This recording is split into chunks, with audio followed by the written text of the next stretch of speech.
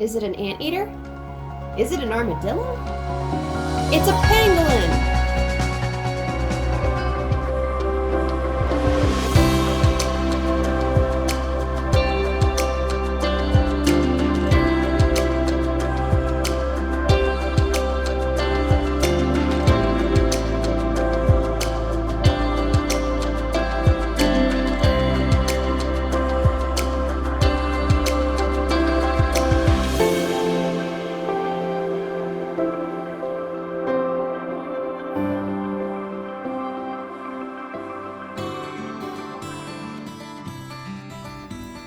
So what exactly is a pangolin?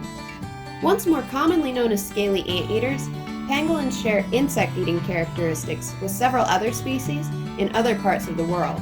So scientists originally classified them in the orders Xenarthra, with species such as sloths, armadillos, and anteaters.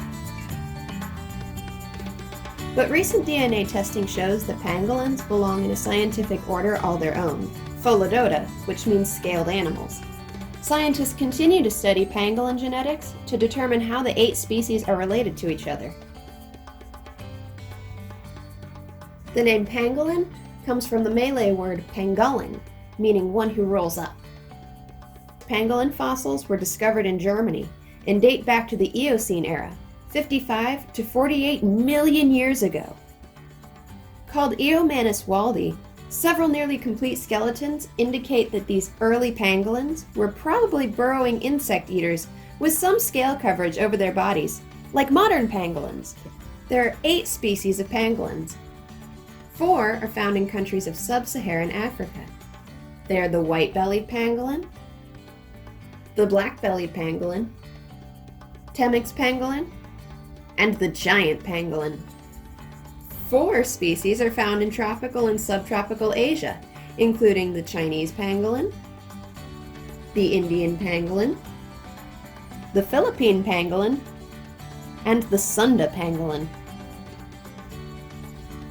The small pangolin species are about the size of a football, not counting their long tails. But the largest species, the giant pangolin, weighs as much as a German Shepherd dog. Pangolins are the only mammals with scales covering their bodies. The scales are made of keratin, the same material that hair and fingernails are made of. This heavy suit of armor can compose as much as 20% of a pangolin's total body weight. Some of the Asian pangolin species also have bristle-like hairs growing at the base of their scales. Scales provide excellent protection from predators, especially when the pangolin rolls up into an impenetrable ball. The sharp scales protect the only vulnerable part of its body, the soft belly. Their strong stomach muscles make it virtually impossible to unroll a curled-up pangolin. Pangolins are ant and termite eating specialists.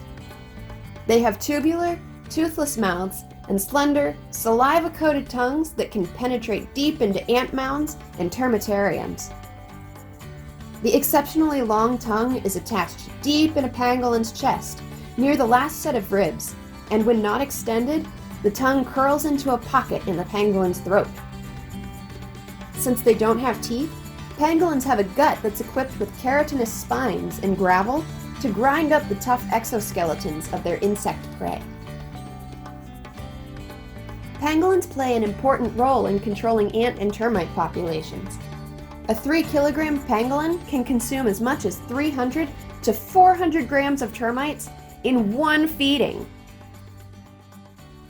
Whether it's wrapping around a tree limb, balancing a pangolin that's walking on its 2 hind legs, acting as a weapon against a predator, or coiled around its curled-up body, the pangolin's prehensile tail is a terrific tool. To top it off, female pangolins transport their pups on their tails. Pangolins use their thick, curved front claws to dig into and break open termite and ant mounds. Some species also use their sharp claws to excavate deep burrows. In fact, the Indian pangolin is even able to dig through concrete. In the arboreal species, these strong claws come in handy for climbing trees. All 8 pangolin species are shy and solitary. Socializing only occurs during brief courtships and male pangolins do not help with the care of their offspring. Females give birth to one, and sometimes but rarely two pups at a time. They nurse for about 6 months before they permanently venture out on their own. Pangolins are shy, quiet, and secretive. They're primarily nocturnal, meaning they're active at night and rest during the day.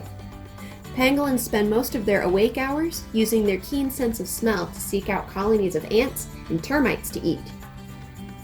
Pangolins have few natural predators, but they sometimes fall prey to crocodiles, lions, and tigers.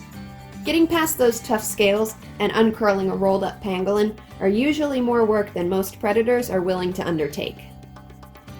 The biggest threat to pangolins is the illegal wildlife trade. In the past decade, it's believed that more than 1 million pangolins have been killed, bringing them to the brink of extinction. They have the sad title of the most illegally trafficked species in the world. Why the relentless poaching? 2 reasons. For the meat, considered a delicacy in some parts of the world, and ironically for their scales, the very adaptation that protects them from predators and that sets them apart from all other mammals. If you've never heard of a pangolin, you aren't alone. Outside of the countries where they're found, pangolins are virtually unknown. This lack of awareness has allowed much of the illegal poaching to go unnoticed. But that is changing. Through awareness campaigns, conservation efforts, international laws protecting pangolins, and the enforcement of those laws, there may still be time to save the pangolins. Do you want to be a pangolin protector? Then do your research! Learn more about pangolins and the conservation efforts to save them. Use your voice to spread the message about pangolins and tell others about them, so that together, we can make the world a safe place for pangolins and other wildlife.